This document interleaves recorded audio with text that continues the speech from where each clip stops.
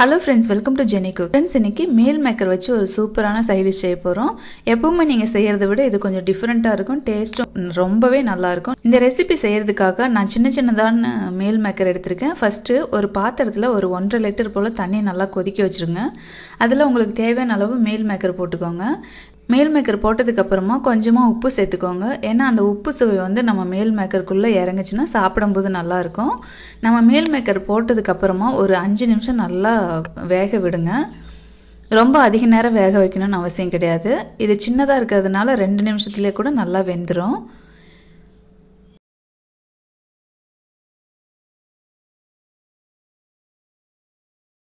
இப்ப பாருங்க நல்லா வெந்துருச்சு.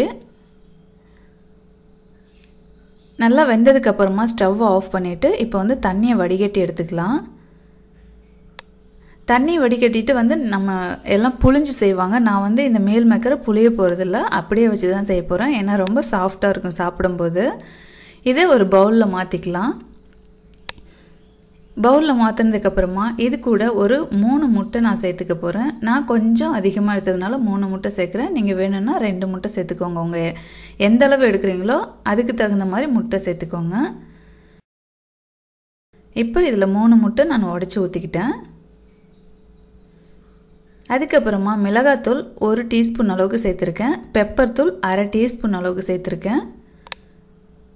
உப்பு இப்பவே சேர்த்திருக்கேன். உப்பு கடைசியா நீங்க போட்டுக்கோங்க. அப்புறம் மல்லித்தூள் 1/2 டீஸ்பூன், கரம் மசாலா 1/2 டீஸ்பூன்.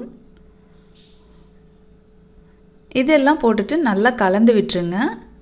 இது கூட வந்து புளிப்பு சுவைக்காக நீங்க லெமன் சேர்த்துக்கிறதா சேர்த்துக்கலாம். நான் வந்து தக்காளி சேர்த்திருக்கேன். தக்காளி சேர்த்ததனால அது ஒரு தக்காளியோட ஃப்ளேவர் இது கூட கலந்து அது ஒரு நல்ல சுவையை கொடுக்கும். அதனால வந்து தக்காளி நான் சேர்க்க போறேன். இதெல்லாம் வந்து நல்லா கலந்தாச்சு. இது கூட நான் இப்போ மஞ்சள் தூள் வந்து போட மறந்துட்டேன். அதனால ஒரு 1/4 டீஸ்பூனோட கம்மியா கொஞ்சமா மஞ்சள் தூள் சேர்த்துட்டு நல்லா கலக்கி விட்டுருங்க. இப்போ நல்லா கலக்கினதுக்கு அப்புறமா தக்காளி ஒரு 3 தக்காளி சின்ன தக்காளியா நான் கட் பண்ணி இது கூட நான் சேர்த்திருக்கேன்.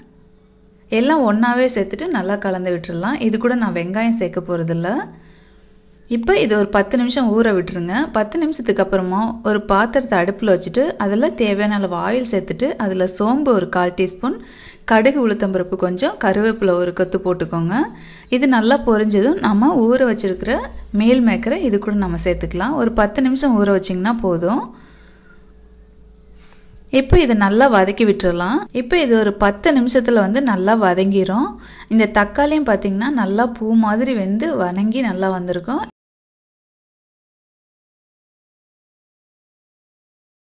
முட்டை சேர்க்கிறதுனால நல்லா சாஃப்ட்டா இருக்கும் சாப்பிடுறதுக்கு. அதே மாதிரி இந்த தக்காளியோட புளிப்பு சுவை இதெல்லாம் கலந்துட்டு ரொம்பவே அருமையா இருக்கும். கண்டிப்பா உங்க வீட்ல ட்ரை பண்ணி பாருங்க இந்த meal maker ரெசிபியை. இது வந்து வெங்காயம் விலை ஏறனதுனால நான் வெங்காயம் சேர்க்கல. நீங்க வெங்காயம் சேர்த்து செஞ்சீங்கன்னா இன்னும் கொஞ்சமே நல்லா இருக்கும். இது சாப்பிடும்போது நல்லா சாஃப்ட்டா இருக்கும். அதே மாதிரி டேஸ்ட் வந்து கொஞ்சம் நல்லா காரம் சாரமா நல்லா இருக்கும். நீங்க மிளகாய் தூள், பெப்பர் தூள் வந்து